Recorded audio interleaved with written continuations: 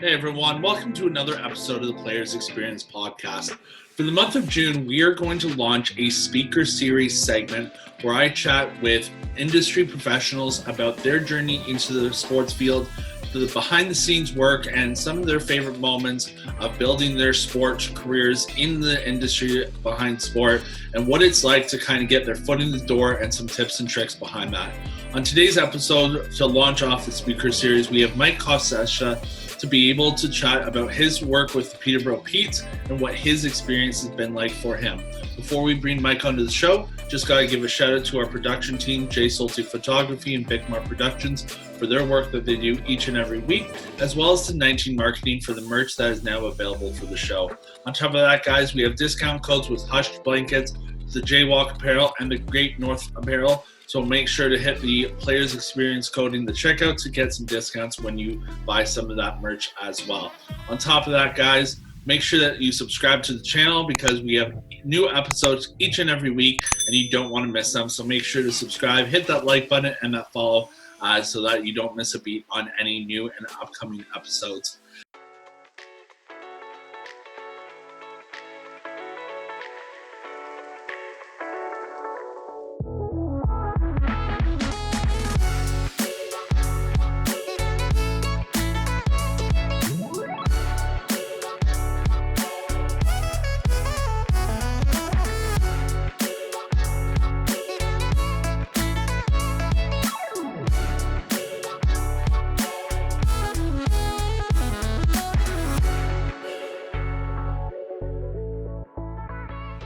Now, without further ado, let's bring Mike on and start talking about his journey into hockey with the Peterborough Petes and what some of his challenges and favorite moments have been throughout his career.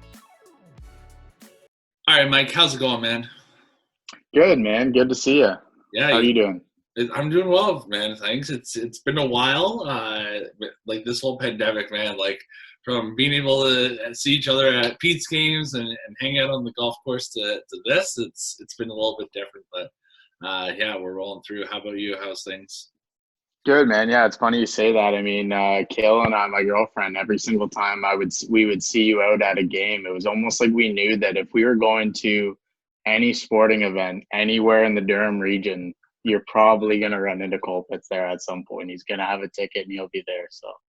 Yeah, it's I make connections with everyone. I was talking to my buddies because for March of 2022, a couple other of my friends were booking a trip to Hawaii for it was like $1,000 for round trip with cancellation fee included and everything.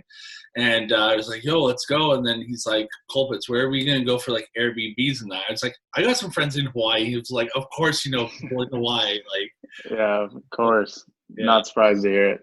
So no, it'll be good, man, when we can get back to like some sort of normalcy and get back into the swing of things. But in the meantime, I appreciate you being on the show to kind of kickstart our speaker series month, where for the entire month, I'm just for those that are tuning in for this month, just going to be talking with some sport professionals in the field, talking about how you guys got into the field, the challenges, the experiences, and so much more behind the avenues of getting into sports from a business perspective. So thank you, Mike, for kicking the series off. No, definitely. Thanks. Yeah, it's a great idea. I mean, I wish we would have had something like this when we were going through school, for sure. Now, I like to start off every episode I ever do with a segment called Rapid Fire. So I'm going to shoot off 4 questions and just tell me what the first thing is that comes to mind. So what is your favorite time of day? It's funny, it's definitely morning, but I've only recently started being a morning person again. Like I always say, my goal is to be up an hour before I have to leave to kind of ease into my day. But that's easier said than done now when you're living and working from home. So maybe when I get back in the commuter life, I'll probably lose that. But for now, I've kind of enjoyed especially with the warm weather and stuff. It's nice to get up and have a cup of coffee in the morning. No, for sure. Now, what's the strangest thing in your fridge? Oh, I don't know if it would be classified as strange, but I do want to give a shout out to White Feather Farms. There's this maple chili sauce. It is a strange combination on firsthand, but it's I put that sauce on a lot of stuff now. I'll throw it on any chicken burger, anything out there. So if you're ever at White Feather Farms, pick that up. It's real good stuff. All right. Shop local too, am I right? Exactly. Now, what's a TV show that you're currently watching? Actually, Kayla, my girlfriend, we just finished The Circle on Netflix, which was kind of interesting, a little fun one to watch. But I'm rewatching Friday Night Lights, and it's her first go around on that. And other than that, I'm just waiting for Yellowstone to come back. Couple great series. I never got into Yellowstone, but Friday Night Lights I'm all about. Oh, it's a good one. Coach Taylor all the way. Yeah. Now, what's your favorite sport? I think probably twofold. The sport I love the most is hockey. Like I mean, I got the NHL live this year for the first time, and it's been quite an experience. It's been great to just be able to throw on games kind of at any time. But the sport like I probably like the most from just I played it more was baseball. But I think probably hockey by a thin margin. Yeah, same here. Actually, no. Baseball's going to be ahead of the curve by a little bit because just playing and growing up baseball, I can never do it, so that was my downfall for hockey. It's a pretty important part of the game, I guess. Yeah. Now, my first question for you is, when did sports become a passion for you? It was a pretty young age. I mean, my dad, the guys in my family, and actually my entire family, really but through like my grandpa, my dad, everybody's like really into sports, and by proxy, like my mom and my aunt and stuff, they played a bit of softball growing up. They wouldn't. I don't know if they would be like considered like athletes per se, but they have a passion for sports too. I mean, like whenever there's a big playoff league game on, everybody in my family will be watching it, and they're all big Yankees fans. Just because my grandpa was a baseball fan before there was even the Blue Jays, right? So, but so I'd say like a pretty young age. But I think like when it became like just being a fan to a passion was probably in high school. Like I remember it was just I was playing like all the sports at once. You know what I mean? As many sports I get my hand on, and I just by watching it all the time, it kind of became like, okay, this is something that takes up a significant portion of my time. A lot of my friends are coming through this. But then I guess like when I turned it into a career would have been, partway through my time at Trent. I was going through to be a teacher, and partly in hopes to, be a coach when I was being a teacher, right? So, I mean, there was definitely sports leading that decision too. And then I was like, well, why don't I just try and get into the sports thing as a career? So that's what led me to Durham College. Awesome. Now, leading into Durham College, you took sport management. Throughout the program, what would you say was the most challenging skill that you were able to learn from that program and use today? I think it was the challenge of, I don't think it was like a challenge in the sense that like I've kind of always been a very social person, but the challenge of networking in the sense of putting yourself out there. Like I had never been one to like, it always felt like you're asking for favors in terms of traditional networking. But as you know, like you're a person who's obviously really good at networking. So, just like the simple asking for the cup of coffee and things like that. I think like in terms of the sports management, they really run the class like a team at Durham there. So like, as far as like getting along and working together as a team, I didn't necessarily find that a challenge. And I think just the time management too, because it was, such a condensed program, you kind of had to really stay on top of it as it moved pretty quick as far as like the academic stuff, all being in one semester. Yeah, for sure. And I mean, who doesn't like a cup of coffee? And the way I look at things, Mm-hmm.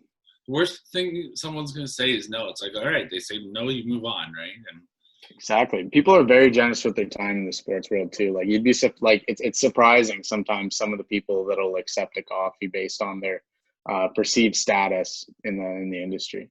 well, even looking at like this show, I started this when the pandemic started, and honestly, I thought it was going to last a couple months. We're going to have fun with it, do a couple episodes, and then as I started getting more and more asks out, I had more and more people being like, "Yeah, sure, I'll hop on." It's like, oh, like I had people like Boston Rob from Survivor, who I never thought in a million years I'd get on the show. I was like, he was on it. I had Dan Schulman. The biggest name I think that was a surprise was like Ken Rosenthal. And I was like, Yeah, I was really? shocked when I saw that. I almost spit out my coffee.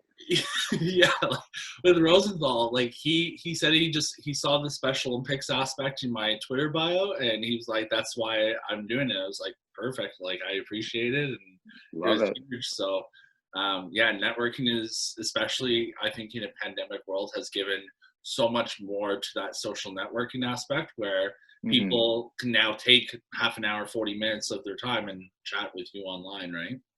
100%. Yeah, and it's been like a good time to kind of if people were using their time wisely over this too, it would have been a great time to get access to people because people were at home and they had a bit more time on their hands. Yeah, exactly. They, as opposed to the hour-long commute, they roll out of bed and sit in front of their computer 5 minutes before work. So Exactly. Or they're like me, they're forcing themselves to get up for an hour for a coffee and then they sit there and realize, oh, I don't really have anything to do, but at least have the luxury to scroll on Twitter guilt free for an hour before work. yeah, exactly. Now you currently work with the Peterborough Petes OHL team as one of their senior coordinators of season ticket sales. How were you able to get your foot in the door with the Petes, do that networking piece, and what was that experience like for you to kind of just kickstart your career with them?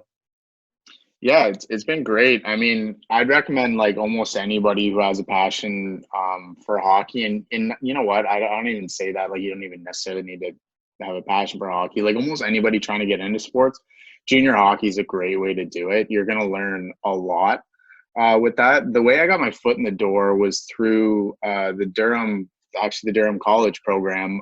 They had posted for an internship, and I applied just knowing that the commute down the 115 wouldn't be too bad from Oshawa to do that, and it'd be great to work there. I think I missed the boat on the Gens opportunity, or it wasn't open already. And then by the time it got down to come time for an interview, I had already accepted another position. So I kind of just kept my foot in the door with Burton, who is my now boss. And then I would just stay in touch with him through email. And I always found, so then I started just applying for jobs. Once I finished my internship, there was a few postings that came, like the business started to grow at that time. And they started hiring new positions. And I interviewed for a few, and he seemed to really like me, but I just didn't have quite necessarily the skills available. Plus, the people that got the jobs in front of me were soon my coworkers were for the other positions were far more qualified and just rock star candidates. They've moved on to some bigger and better things too. But they and then he kind of just reached out and said, hey, I have a pretty quick turnaround. Our season ticket guy just got a job somewhere else, and we're already in the middle of the season, so I don't really have time to go through like a full month-long hiring process like they would normally do in the off season or something, you know what I mean, where they're going to do the long steps. So I'm just putting together a short list. I'll put it out there, but for the most part I'm just trying to get someone real quick. And I know you've interviewed a few times now, and it's just a goal of mine to work there because one of the rare things in sports, especially in junior hockey, and the way Burton runs things at the Petes is, he took the time to give me really constructive feedback, let me know that I really just need a bit more experience, which I was able to get with the Gens, getting on the phones there, um, and yeah, other than that, like it's been a great experience once I finally got the job. To just learn how to manage, a base of season ticket members. You learn a lot from them. There's so many of them with, all different walks of life in Peterborough. But the nicest part about working in junior hockey, like I said, is you're going to get an opportunity to do a bit of everything. I've done a little content creation. I was in some video promo videos doing a little acting in them, like just, something, because it's such a small staff, you need to kind of pull the weight a little bit, everything. You kind of lend your hand to running events by proxy. You're working game nights. And then with it just being such a small staff, you have a bit of hands in on every piece of pie. So you're picking up a bit from working so closely with the other departments. So, you're going to pick up a little bit of everything. So it's a great spot to kind of, round yourself out once you can get in. No, that's great because honestly, yeah, it all relates back to networking. And as we both know, sports is such a small knit world too that someone that like you said with Burden, like you've interviewed a couple times, and then eventually when the call's there, he'll reach out to you first because he knows that name has stuck out, right? So Definitely. Now, throughout your time with the Petes so far, what has been one of the biggest challenges that you've had to overcome outside of the pandemic? I think the biggest thing for me, like being in ticket sales, like when I'm not doing season tickets, like I'm outwardly selling flex packs, basically any ticket that isn't a group ticket. So just getting on the phones and like, getting the gumption up, like when you're not really like everybody has days, like no matter how social and talkative you are, you have days where you don't really feel like talking to anyone. You don't really, you kind of, you feel like being a bit more reserved and just putting your head down on a task. But, being in sales, you kind of have to, get over that and just, bring it on the phones and be social every day because, if you spend a day off, kind of just, maybe not putting the effort in or mailing in on the phone, you're going to see it in your results. And it's a bunch of leads that could have gone wasted. But other than that, like, from like, problems arising, I guess, like after our first season, when I went into my very first renewal period, I never renewed any of the season tickets because when I came in, I just inherited the other guy's base of season tickets and was just servicing them all season. And then we had to replace our floor, which was going to which had us start this season on like a 19 game like road streak. So then season ticket members are like, wait a minute, are we going to have games 3 days a week? That's going to be a problem.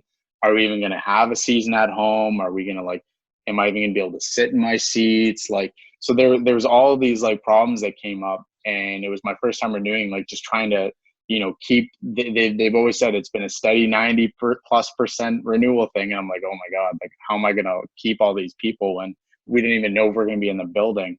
And really there it was just, leaning on, just selling people on the team, like finding what makes the customer tick and really trying to like highlight that, that's where the customer service all season long, and gaining these people's trust in sales, really comes in handy because they're gonna, trust that you have their best interest in mind and you're not just going for that commission or that sale on them, right? That you're actually trying to make sure that they're going to enjoy their hockey experience first and foremost. Now, talking about that, like interconnection with the fans and making sure that, yeah, like you said, when they come into the building, they feel like they're the only ones coming to the hockey game and there's nobody in the arena, things like that. Obviously, since March of last year, we've had now 2 OHL seasons canceled, one halfway through the season and one pretty much this past year. As it was just announced recently that they were going to scrap this year as well due to the pandemic. How has the fan interaction been with the team, and how would someone in your position be able to stay connected with those fans, like letting them know like everything will be fine? Hopefully we can have OHL and Pete's hockey back in Peterborough come the fall of this year. Yeah, I mean, like one thing that the Petes are, we're lucky at is it's such a hockey crazy town. A lot of there's some junior hockey fans that they'll go to games because they'll find attachments just to specific players maybe, or like, they'll go say because McDavid's on the team, or they'll go because of Mitch Marner's rolling through London for a few years. Whereas a lot of hockey fans, and you'll hear it on the phones talking to them, like they know their hockey. They'll be giving you tips on what we should be doing on the power play type thing. So no matter who's on the roster, they're ready to fall in love with who those players are and come out. So it's been nice that there's been a lot of fans that are just have been pretty understanding about just, like, hey, when the season comes around, as long as I have my seat, I'll be happy. So, and then from there, it's just up to me to ensure them and again, back on that trust that they know that Mike's going to take care of me getting my seat. And, outside of that, I know that once things get rolling, things go great. So it's just making sure that they're keeping that level of confidence up. And then, just managing, not everyone has money to just put down their season tickets and just say, hold on to my money until the thing's gone, right? Some people, they're such diehard hockey fans that they use maybe some of like their few expendable dollars on the game. It's just a matter of like, being able to manage the people holding that, finding ways to make sure that they're still able to have their seat held and, and looked after, and they're not put in a position where they're going to lose out on, their experience. other than that, like it's been a lot on the marketing team. Full credit. Like, I mean, they've done an amazing job. I think like the Petes are up to like the second most interactions in the CHL, and we haven't even been playing. Like, there's been Quebec. We're from the league that hasn't even been playing, and we've been having the second most interactions, and a lot of that is, you know, due to the marketing team at the Petes, you know, just knocking out of the park, finding ways to find new events and new online content for people to consume and keep fans engaged. Like my buddy Riley, who's head of game ops and operations at the Petes there, he's kind of taken on a whole new role because there's no game ops for him to be doing. So he's essentially been working on the Thursday Night Live, which is similar to your show here, Colpitts, where they you know, it's just been taking industry people like James Duthie or you know, Sam Cosentino, or you know, I think they had Natalie Spooner on there recently, and a couple musical guests, like local musical guests, and kind of just putting a variety show together where, you know, it kind of just keeps people engaged with the brand, so that, you know, I doubt people in Peterborough would forget about us, but you know, it's at least keeping them top of mind and giving them something to kind of scratch that itch until the season comes around. For sure, and those live events have been great. Actually, a couple of buddies of mine performed as one of the musical guests with the Petes, Yeah, just Patience. yeah, Ryan. Yeah, Yeah, they always do some great work, and I know that they really enjoyed doing that for the Petes. So that's, yeah. honestly, They that's were great. They were early on for us too. They were one of the first musical guests on there, so they helped really kick things off, which was great. that's awesome. But yeah, no, shout out to the marketing department, because the one other thing that I've liked about the marketing department is like highlighting players that used to play on the Petes that are now playing in the NHL, and how they're doing throughout the playoffs or throughout the regular season, so that if you kind of forget the names of like a couple of guys, it's like, hey, reminder, these guys played for us, go check them out, right? So Exactly. you know, outside of all the challenges, obviously come some rewards and benefits. What's been the most rewarding aspect of your job so far? I think like honestly, it's just been like obviously it's great when you build the relationships and you see like kind of how much hockey means to the season ticket members. And you know, being able to like it's when you can do the small things to make their game experience better, you know, like whether it be, you know, a season ticket member of like a young family, and the kids are just having a blast, and you know, you find a way to have them meet one of their favorite players or get a signed photo from them or something, and it brings their game night from a 7 to a 10. Like they're just so excited, and you can tell it does a lot for them. And um so I mean, like that's kind of like the cliche, like easy answer that's and it's for sure true. It's the most like true rewarding part of it. And I think it reminds you kind of like things like that remind you why you're in the business and why you like live events. But other than that, I mean, it's obviously great to be able to show up to, you know, you're working more than 40 hours a week. So you're working the game nights, but at the same time, you know, I can remember a time where while I was working internships and I was working overnights at McDonald's, or I was, you know, shoveling snow overnight on call to make some cash to, you know, still be able to go to concerts and go to the bar and stuff like that. That, you know, it reminds you that like, hey, it could be a lot worse working a hockey game. As much as you know, I'm spending my Friday or Saturday night here, I'm still watching Nick Robertson score 50 goals and getting paid to do it. So I mean, it could be a lot worse in that sense for sure. No, definitely. And like you said, the kids' experience is the most important, because, like, I know with my job, I got, like, as my internship with Special Olympics before I started working there, my last event was out in Kingston. And this one kid came up to me because, like, I got to run this whole event by myself and, like, showcase it to my boss and how successful it was and things like that. And then I had this one kid come up to me and was like, hey, like, are you Ryan? Because my boss was like, make sure to go see that guy as you walk out and say like thanks or whatever, blah blah blah. And I was like, yeah, what's up? Like, did you enjoy your day? He's like, I just want you to know that this was the best day of my life. I was like, Oh, kid, this is why we do it. So that's awesome. Yeah, that's always fun when you see stuff like that. We used to do a lot of post game skates, you know, as just like an extra thing. You know, some of them be exclusive to season ticket members, and some of them would just be open to fans. And you know, the idea was like we just it's twofold. Like it's great. You see, you know, Nick Robertson getting to like sign this kid's jersey who's been at every single game, knows every stat of his, and maybe has a newfound love of hockey, or this like young girl that like, you know, has like picking up Nick Robertson's shooting technique in practice or something like that. And he's kind of going, oh yeah, this is something bonus to like why I do what I do outside of just trying to make a career out of this. And then it's fun for the kids too, because, you know, they're like, you know, it's teaching them so much and like about goals and you know, everything. Yeah, and it's just fun too. It's just fun. It's a fun night out, a good memory with their family and their friends.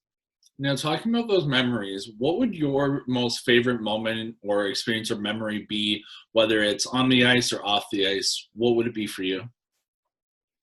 As far as like, I guess like in my career, I think it was like, geez, I think like, you know, it was, it's probably just,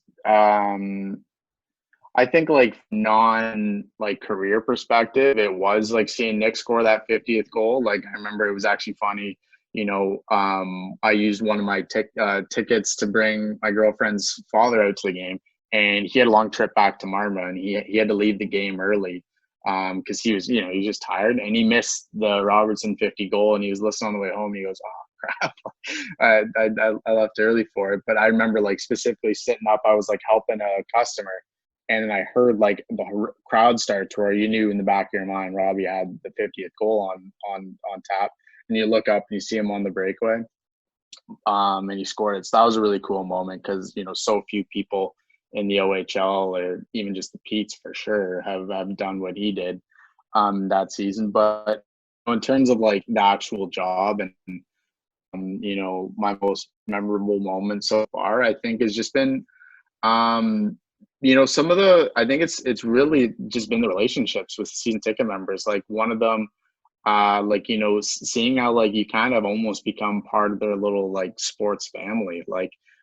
you know, as terrible as like there's a season ticket members, we've had some of them pass away, or, you know, relatives, and then, you know, there you are at their, you know, you're at the visitation or the celebration of life downtown Peterborough, and you're like, wow, like you know, I didn't realize maybe at first how much this person meant to me or stuff like that, because, you know, you do build such a good relationship with them. And it just kind of reminds you like, oh, this is, you know, it's not often, I guess, people in their career get a chance to, you know, mix you know, the enjoyment of some of their favorite things. Like me, I'm a hockey fan, a hockey nerd, seeing Nick Robertson score his 50th goal, but then you're also getting the fulfillment, I guess, you know, out of other memories, you know, of that. And, you know, just my first season, I think overall was a great memory too, working in the industry. You know, it was a lot of young people my age that year that I made really good friends with, that I'm still great friends with, and some of them still work with the Petes.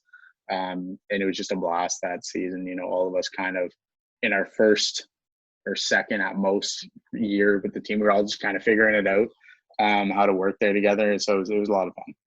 Now, doesn't Kayla's, sorry, was it Kayla's dad that went to the game and left? Doesn't he know Yeah. the golden rule about sports is don't leave a sporting event early? Like, I know. Yeah. Yeah. He's an early riser. You know what though? He's a guy, he gets up like kind of 5 a.m. every day. So he typically goes to bed around 8 o'clock on any given night. So I think the third it would have been around 9:30, 10, and then he's got the extra 45 minutes or so back to Marmora. I think he was like, you know what, I'll get out. But and he said he didn't realize that Robbie was one away from 50. He said if he knew that, he might have stayed. But yeah. yeah, so it's just kind of funny that, like, you know, everybody in the building's like, oh yeah, I remember being there that night. He had a ticket, but he just wasn't there for it. Yeah, But, geez. Now, I like to end off every show with a segment called Words of Wisdom. So, what would your words of wisdom or advice be for the next generation of student or an individual that want to get into the career path of sports, want to make a name for themselves, and kind of land a role such as yours where they want to be able to help and make that difference in sport? yeah, I think like honestly, the biggest thing would be to just, I mean, like I don't want to hammer home the networking too much because I think like that's something that we've talked about a lot already. But like, you know, on that note, I just want to add to like really like just hammer home one more time, like, you know, don't be afraid to put yourself out there and like wonder, like right now, while I've been, you know, off like at points during the season when, you know, we haven't been playing, where I've been off from work, Dobber Hockey, I'm a fantasy hockey guy. I have experience selling corporate partnerships and writing. I just DM'd one of the guys on Twitter and said, hey, I can help you guys maybe sell some ads. And I also write. So like, is there maybe some sort of weird position open for me? And they're like, actually, yeah, sure. Like you don't know what kind of opportunities are out there until you really just look for them. And, and on that point, it would just be kind of, find out what kind of place you want to work. If it's MLSC and if it's somewhere else, like, you know what, don't let anyone else's opinion on the job sway you from doing it. If someone tells you, oh, MLSC, you're just a small fish in a big pond, or, oh, this is that, like any preconceived notion anyone has of any job in sport, make your own. If it's a place you want to work and it's a place that, you've dreamed of working, find out who it is that works there, or who's in charge of the hiring, or even just who the smallest fish on the totem pole is, because they're only going up in that organization. Find them on LinkedIn, find their email somewhere, ask them for an informational interview, and then, come prepared to that informational interview. Like, don't just show up and wing it. Like, have some good solid questions for them, and, and just keep plugging away at it, and eventually you'll find it. And to that note too, like if you get in there and you realize, like, you want to be the next GM of the Toronto Maple Leafs, like, don't let anyone else tell you that you can't be it. I'm sure there's plenty of, I'm sure Kyle Dubas had a lot of help, already knowing a lot of and being related to a lot of the ownership in Sault Ste. Marie. But I mean, that doesn't mean you can't be like the GM of the Peterborough Petes. He didn't play a whole lot of hockey growing up. And, I think he went to Durham College, I think, did a bit of sports management. He was a teacher and a cop at one point. And look at him now. He's the GM of a junior hockey team that had a good chance of going to the Memorial Cup last year. So, if you got a passion for something, just go for it. And find out who you need to talk to get there, and what hands. Well, maybe not handshakes anymore, but you know what I mean. So virtual handshakes. Yeah, find out what virtual hands you need to shake to get there, and virtually shake those hands. Awesome. Well, Mike, thank you so much for taking the time to chat and talk about your experiences and kick off our speaker series month. I really appreciate the time, man. Yeah, no, appreciate it. Thanks for having me on, Cole. It's good work on the show. It's been great. Thanks, man. And we'll get out to the either the hockey rinks or the golf courses soon. I'm salivating at the thought of either, so I'm looking forward to it.